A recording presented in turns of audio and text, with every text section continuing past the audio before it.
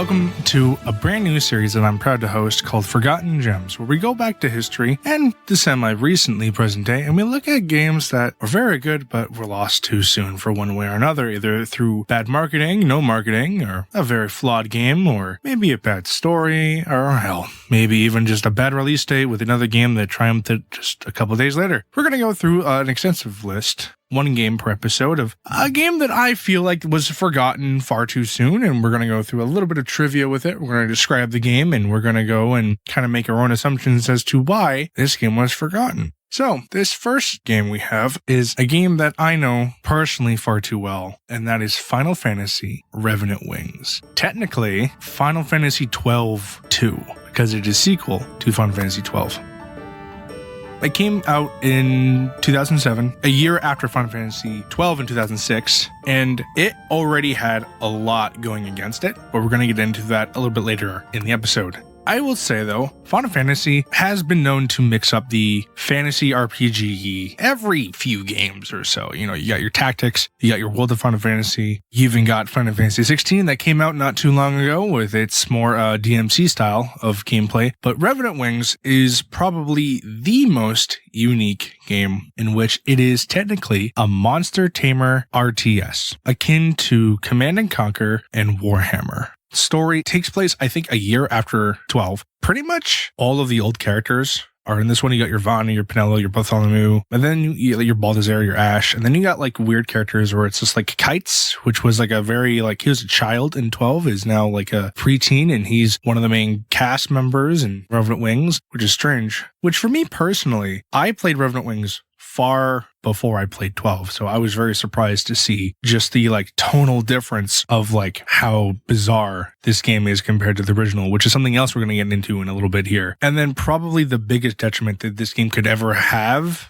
is that it came out for the Nintendo DS in 2007. To my knowledge, it has not been reported anywhere. I don't know why. This would make a phenomenal Switch game, and it could easily be ported and customized to being a PC game, considering it's an RTS. So I really don't know why it hasn't been, but I kind of think this is kind of like a black sheep in Final Fantasy games, which isn't the first one because you got your Crystal Chronicles and stuff, which Square Enix also kind of wants to forget, but I digress. So Revenant Wings is roughly around 25 hours in its full contact with the game. With how challenging some of the boss fights are in the late game, it'll probably take you more. I don't really know where Google got that statistic. I remember playing this game all the goddamn time as a kid, but it wasn't because I wanted to 100% the game. It was just because I like playing the game. So it comes to start new games and stuff. Plus, I was like a child when I played this game. So going back now, 25 hours, it seems a little high, but I also don't remember a full thing about the game. I remember all the important parts.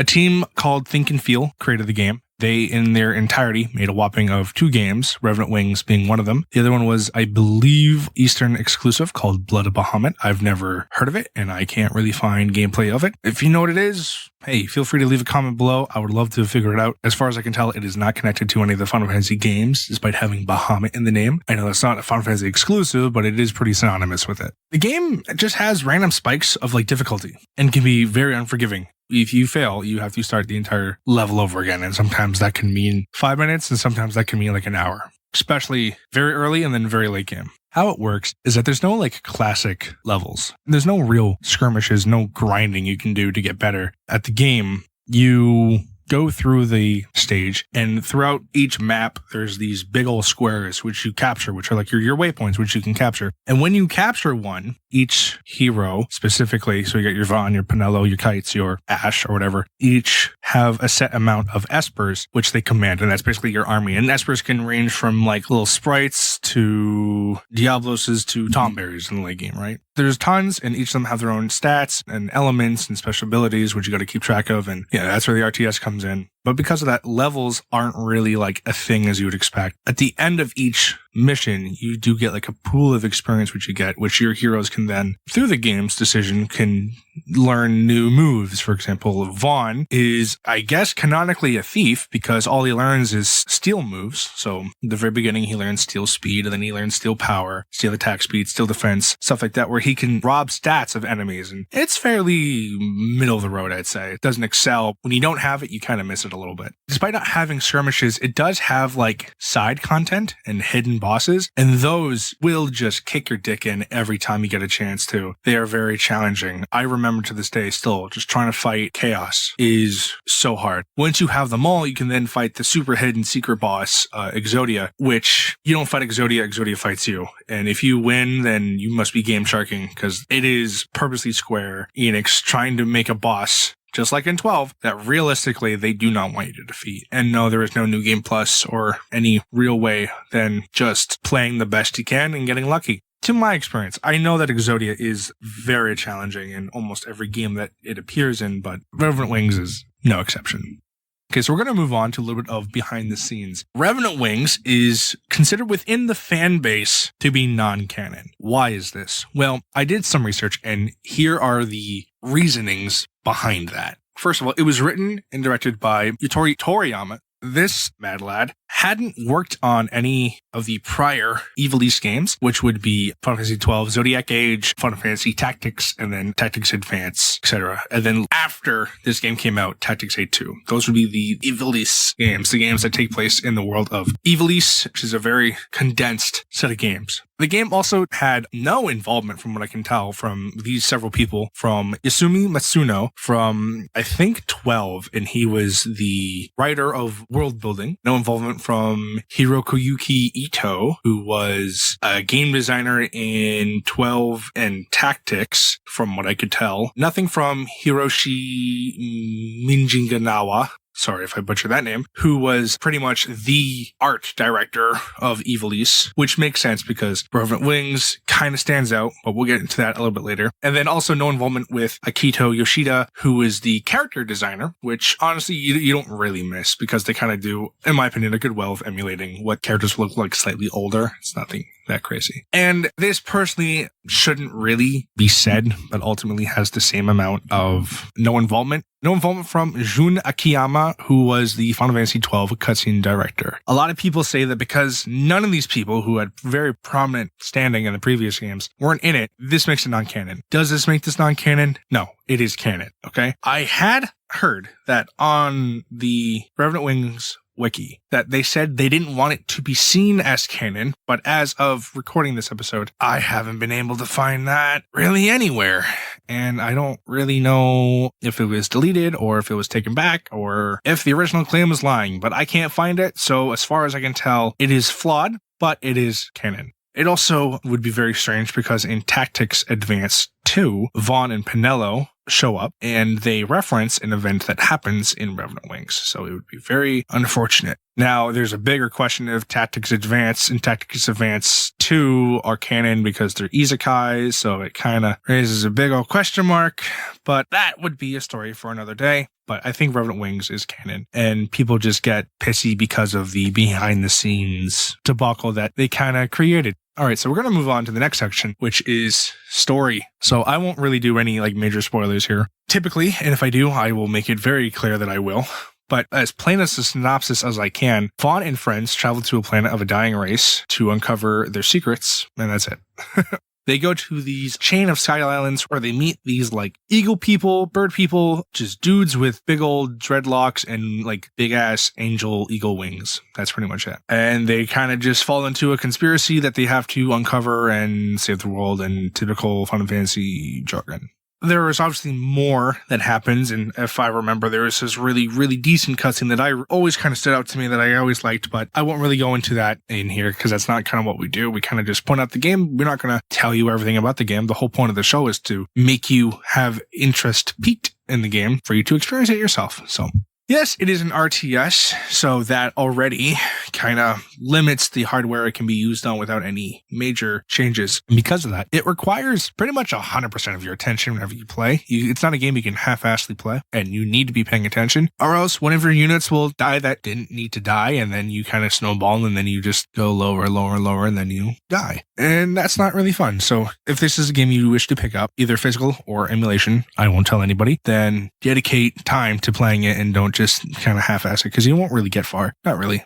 Another thing, too, is about the gameplay, is that a lot like Warhammer, this is why I say it, your hero units are very, very strong, but they cannot and will not carry you. You need an army behind you, and it doesn't, to an extent, really matter what they're comprised of, at least early on. Late game, you really need to strategize your small units, medium units, and then your big ultimate units. You do need to plan for typings. So think Pokemon, like if a thing is ice, then maybe you want to use fire, or if something is stone, then maybe you don't want to use electric, just shit like that, which is where I get like the monster tamer / Pokemon thematics to it, because you do need to recruit some of them, and you do need to prove your worth to some of them, and you do need to unlock most of them. Versatility is the name of the game here. The way it comes off is very shocking. And going back previously, where it didn't have the art designer it previously had, so a lot of the redesigns, I think pretty much like the community unanimously agrees, there are some ugly designs. Personally, I'm not a fan of Revenant Wings' version of Leviathan. I think it kind of looks kind of dorky. Leviathan traditionally kind of looks like a big, angry fish / eel, a very long and slender body with a big fuck off face. And in Revenant Wings, they kind of chunked him up a bit and kind of made him more like a Chinese boreal dragon with like the whiskers and everything. And I don't think it really fits that well. I don't think it looks bad. I just think it doesn't look like Leviathan, which I think is the biggest sin. Do you have your traditionals, like your Shivas and your Ifrits kind of look like how Shiva and Ifrit would look like? And then there's things like Exodia and then Chaos, which have always had one design across the entire pantheon of Final Fantasy. But there are some like very visual design, artistic changes in a lot of things. The game is not voice acted at all, which is strange considering they could have just reused 90% of the cast of 12. And ultimately, the stakes are a lot less severe. It's also just a completely different tonal change from 12, which I don't think people liked, because 12 is about this giant civil battle between countries, and of course it escalates because it's a Final Fantasy game, but then this game is just like government conspiracies. I think for those who are coming into Revenant Wings right after Zodiac would come off with the feeling that it's extremely tone deaf. You can't really get a more different experience in gameplay and art style. And also with like redesigns as well of some things. I can get where frustration is. I think it kind of went a little too far, but I can understand the frustration. So at the very end, should it have been forgotten? No. I think it is a clusterfuck with one too many clashing genres that can work, but in order to work, it needs to have more effort put into it than the effort that was put into it. It's not like turn-based like its predecessors, and having the RTS in a spin-off sequel, despite being the safest time to experiment, is just genre overload. It was also on the Nintendo DS in the middle back end of the life, so people were pretty done with the DS at that time. The Switch is kind of getting there now, where it's like, yeah, there may be that one gem, but then there's 1,000 other games that release every day. 2007 probably was overshadowed rather fast by a couple of other games that came out that year. So if you want to play this game, power to you. It is not a very common game to find physically, I will say. In my entire years of off and on searching, I have found, not including eBay or Amazon, if those who do not trust those sites, which I do not blame you, I have seen Final Fantasy Revenant Wings in person once for an egregious amount of dollars, which was $500 for a single game, not including the case, by the way. I grew up playing it legitimately, but I haven't seen it since, and I don't think I can condone it. But if you choose to emulate it, I think everyone can kind of agree it's probably the easiest, definitely the cheapest, no one will really cry about it kind of way to play it. So this will conclude our first episode of Forgotten Gems. Thank you very much for watching. I have an extensive list that I created my own, so until we meet again, I hope you have a fucking day. Peace.